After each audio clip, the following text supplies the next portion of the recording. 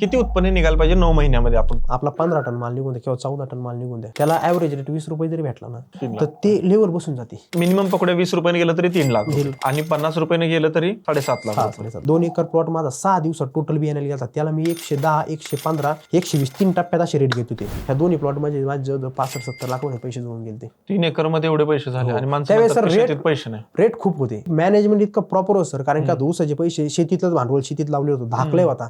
येत जर आपली गंमत फसली तर फसलीच आपली गंमत. त्याच्यामुळे धाक खूप होता, त्याच्यामुळे ते क्रॉप खूप चांगलं राहिलं आणि ते नशिबाने सगळ्या गोष्टी आपण जे म्हणतो सगळ्या गोष्टी अशा जुळून येतात ना त्यावेळेस पैसे जोडायला टाइम नाही लागत. बरोबर. आणि रेट का पडले मग नंतर? त्या वर्षी पैसे झाले. सगळ्या शेतकऱ्यांनी काय ठरवलं, आपण पण प्लॉट लावायचे. 24-25 लाख गर्दी सगळ्यात विषय काय आला, गर्दी झाली काही मार्केट पडत येत. आणि त्याच्यानंतर तुम्हाला सांगतो आता चालू वर्षी अशी परिस्थिती, ह्या वर्षी पण लागवडी खूप प्रमाणात होते. 1 एकरात जिथं 15, 10, 12 टन माल निघाय तिथं 3, 2 टन माल निघतोय. ह्या वर्षी जे चालू वर्षी आपण जे म्हणतो 26 मध्ये जे रेट राहणार आहेत हे फक्त जो जादा पाऊस पडलाय ह्या गोष्टीमुळे रेट राहणार आहेत, नुकसानीमुळे हे रेट वाढणार आहेत.